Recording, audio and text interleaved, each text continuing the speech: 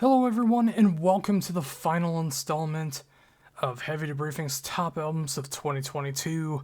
It's either part 5 or part 10 depending on how you go about things. It is part 10 in the overall grand scheme of things for the top 150 albums of 2022. But of course it is part 5 in the YouTube series because I just covered a third of the whole list with the top 50 albums of 2022. You may know the drill by now, or you're just checking this one out, but if you're confused on how everything works, read the rules in the description below. And with all that said, let's just get into it. Coming in at number 10 is Bloody Hammers with Washed in the Blood. This is the perfect starter album for Bloody Hammers. It has the gothic side, it has the metal side, it has the punk side, it has the horror metal that's been there since the very beginning. This is an album that throws everything against the wall and everything's stuck. All of my favorite characteristics of the band are shown off here. It's great lyrical content. The songs are so catchy, whether they're fast or slow or mid-tempo. All of that's shown off here between all the songs here. It goes by way too fast, which means it has that great instant replay value. As soon as it's over, you want to start it over from the beginning again. It's a great fun horror album. It came out at the right time in October 2022. And unfortunately, this album is not through a label. And this one is a DIY release. I really hope that there will be a label out there that shows off how great Bloody Hammers is. It's unfortunate to see that they were dropped, but their quality has not dropped. And this is a fantastic album. If you want something rockin', metal, punk, a little bit poppy, but of course that great horror aesthetic, Bloody Hammers is the band for you. And if you're just starting off, I can't recommend Washed in Blood enough. Whatever you like on this album, there is an album in the past that has all of that in spades. Number 9 is Premiere with Voices in the Sky. The perfect combination of power metal and black metal with the right amount of symphonics bringing everything together. This is a little bit of a turning point for the band because it focuses much more on the power metal and symphonic side of the band than it does the black metal side, but don't you fret. Especially the last few tracks on the album are very dark and evil in that black metal side. But when you look at something like the title track off this album, which is one of my favorite songs of the year, you understand that that power metal side just soars. And it's one of the best albums of the year for that reason. That combination of beautiful and dark at the same time. You really do feel like you're soaring through the sky, no pun intended. And then you also feel like you're reaching the depths of Helheim. And everywhere in between. If you want that great combination of power metal and black metal and symphonic, I can't recommend Bremer enough. They are such a fantastic band, and any love they get is well justified. Coming in at number 8 is The Halo Effect with Days of the Lost, the debut album from all past members of In Flames, not making In Flames music. They're just making melodic death metal music with a little bit more on the industrial side at points. But overall, every single song is fantastic. From Michael Stanne's amazing voice to Jesper's great songwriting display and everyone else in the band being able to show off their guitar, bass, and drum characteristics. This is easily the greatest pure melodic death metal album of 2022. And the Halo Effect just did it right because they're just friends that wanted to write music together. That's all they needed to do. They didn't have to prove anything to anyone. This band doesn't need to exist. They wanted it to exist. And for that, I am so thankful. And this is one of the best debut albums of the year as well. And if this is what they're doing, their next album is just going to be even better. At number 7, I have Summerlands with Dreamkiller. The sophomore album with a bit of a lineup change, but a change that made the band from great to phenomenal.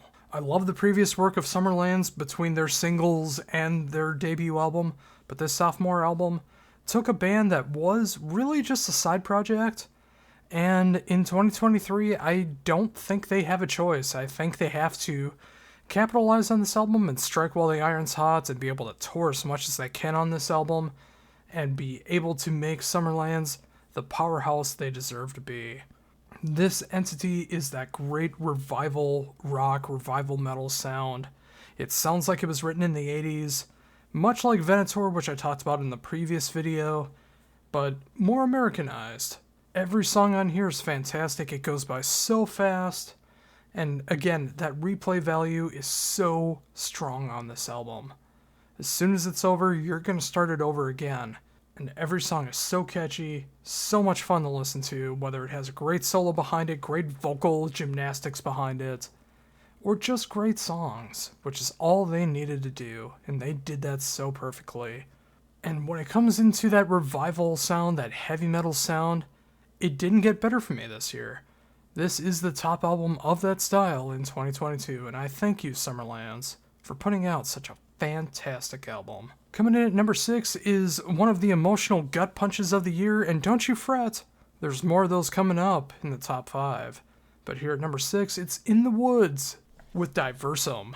Again, another bit of a lineup change going on here, specifically in the vocal department, but it is a change that was so perfect because the album feels so much more emotional with the vocals going on, whether it gets into the black metal territory, the prog territory, or it just reaches into your soul and crushes it.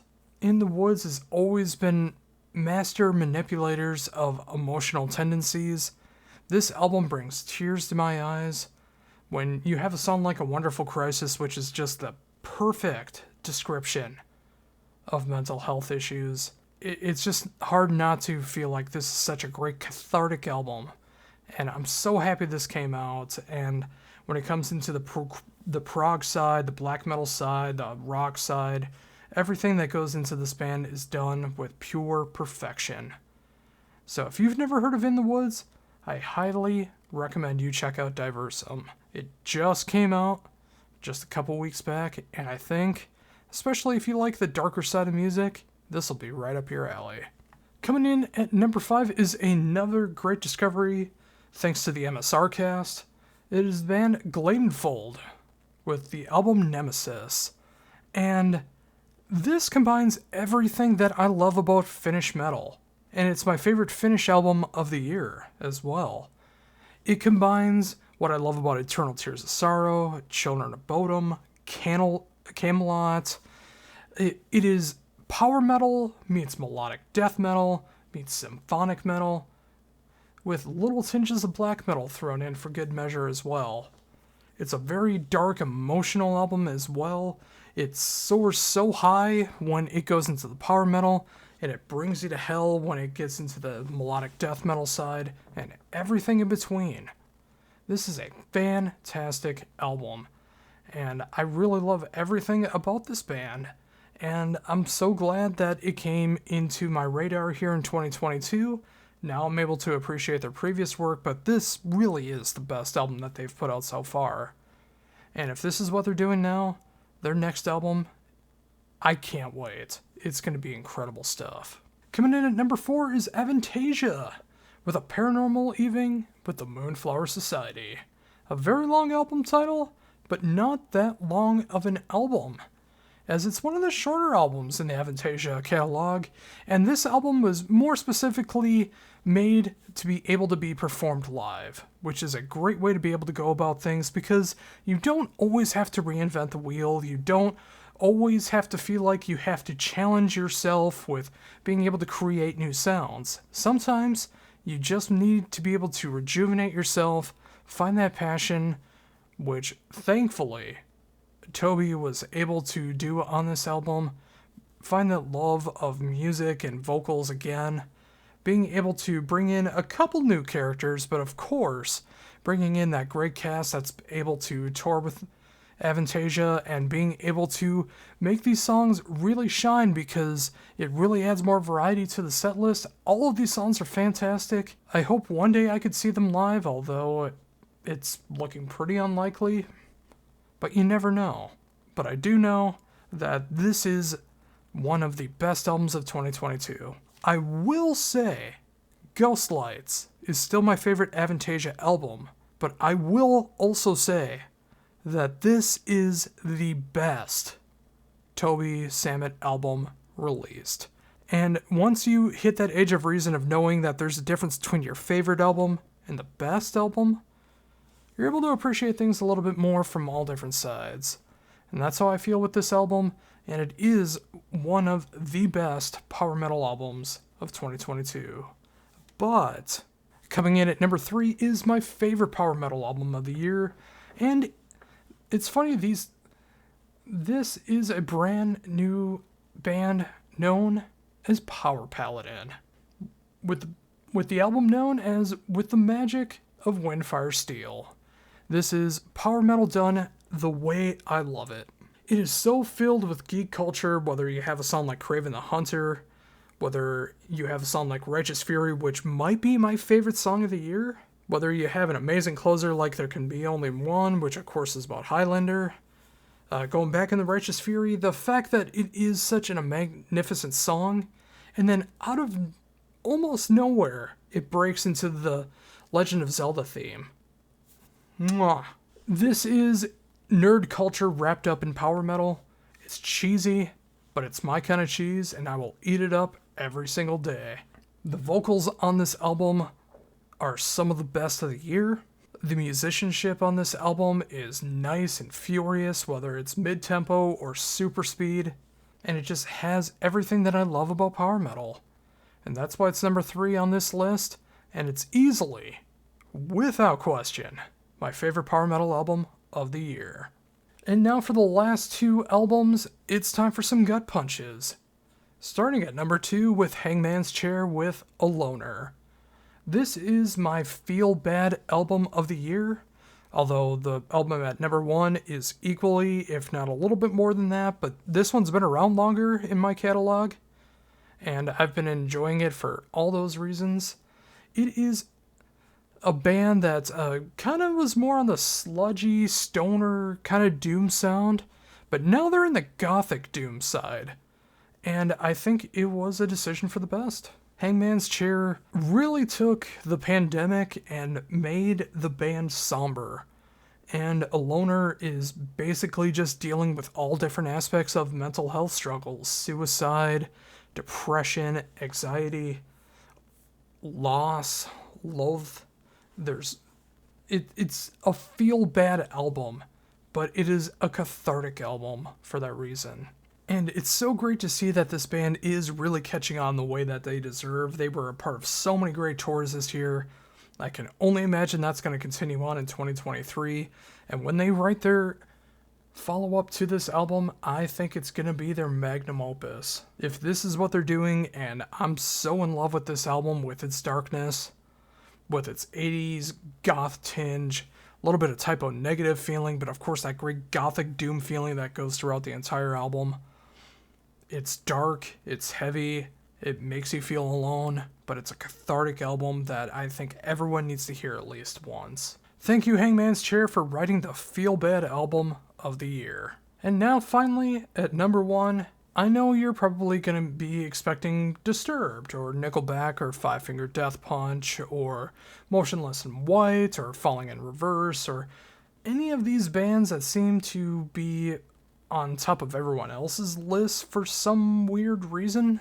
But I never heard any of those albums this year. I just listened to what I like. And I bring all of that up because with a lot of those albums, it's very commercial.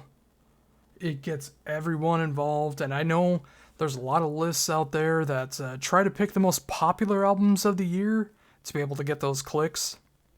For me, this literally is 100% music that I love, and I painstakingly go from 150 to 1 this year because I couldn't narrow it down to my normal top 100. Which, if you're checking me out for the first time, I'm sure that sounds baffling to you. But yes, I normally do a top 100.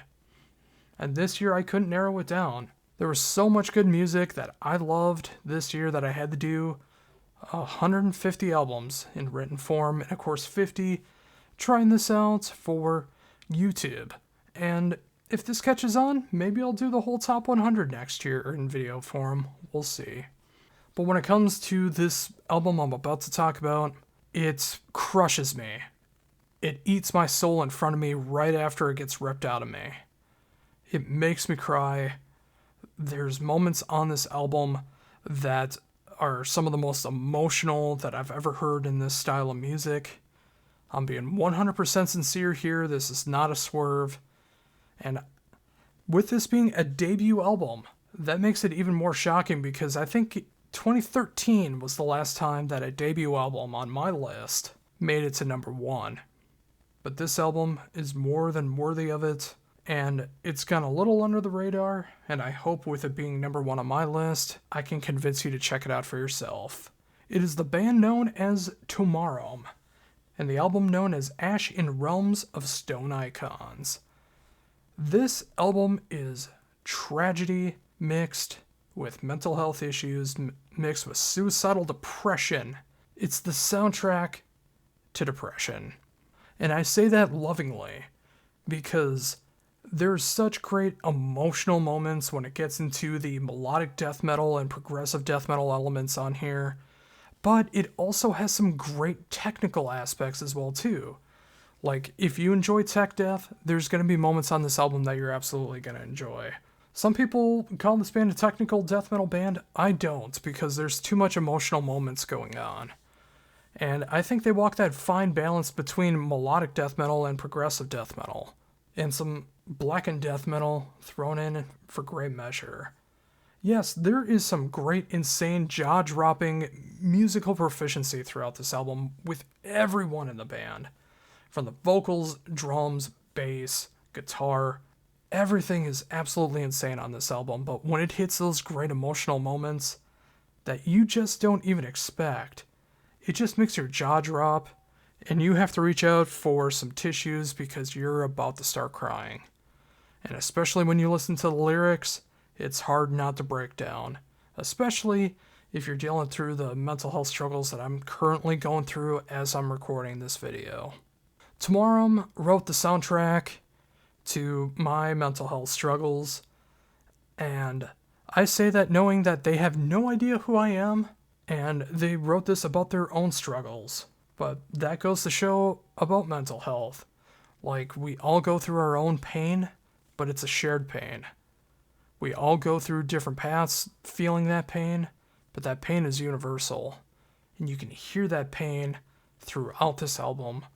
And it's such a great cathartic feeling when you're feeling alone, when you feel lost, when you feel like you don't want to be here anymore. This is the kind of album that I could see for some people it kind of pushes them over the edge hearing something this dark, but not really. It's cathartic. It's a great feeling knowing that you're not alone. It's a horrible thought that others feel this way, but you're feeling that too potentially. And when you have a soundtrack like this that really just hits the nail on the head for what it feels like to be dealing with all of these mental health struggles and going through some of the worst moments of your life, this is what it sounds like. It can sound like absolute brutality thrown in with emotional torture. And from the first time I listened to it to every single time afterwards, I choke up. I tear up. And it's an album that helps me get through. And it just might for you as well. So with that in mind, Tomorrow, Ash in Realms of Stone Icons is my favorite album of 2022. And I have no problem saying that in my humblest of humble opinions, with under 1,000 subscribers on YouTube, with barely anyone knowing who I am after 11 years in the game, gonna be 12 next year, with over 860 interviews to my name and people still not knowing who I am, and the little fan base that I have that is slowly but surely growing, and I thank you very much for being able to check out everything I do, but with all of that and just my tiny little piss dribble in the ocean of being able to review music and the whole world of heavy music and my little small part of it, Tomorrow has released, in my humblest of opinions, the best album of 2022. And that does it, folks. Thank you so very much for tuning in to all 5 parts of this series on YouTube for the top 50 albums of 2022, and even more of a thank you if you went that extra mile and checked out the top 150 albums of 2022 up on thatdrummerguy.com, which now has all 150 albums. Soon I will have the gigantic list that has all 150 albums on one page, that way you don't have to go between 10 different pages to find what you were looking for. And I'll also have the too long didn't read version, which is just the bands, the albums, and the for fans of section. That's it. This is the last work that I'm doing here in 2022. As I'm recording this, this is November 26th. Of course, you're seeing this on December 9th. And hopefully I'm in the midst of a very nice sabbatical that I need for my mental health, because I broke as I'm recording this. I broke mentally. It felt fantastic to be able to get these videos up and recorded and for your viewing pleasure. I really hope that you discovered one or even 150 albums this year that you may not have heard yet that you will enjoy. This is a fun thing for me to do every year. Next year, it's probably going to be going back to the top 100 unless something changes. And if this caught on, maybe I'll do a whole video series for the whole top 100. We'll see what happens. But until then, I'm going to be taking a nice long sabbatical until at least January 2023. So one last time, I thank you very much for checking out this list. And if you haven't checked out the other parts of this video series or the whole list on thatdrummerguy.com, please go check out some brand new music and support good music. And until 2023, this is for the Heavy Debriefings YouTube channel, Josh Runquist saying, see ya.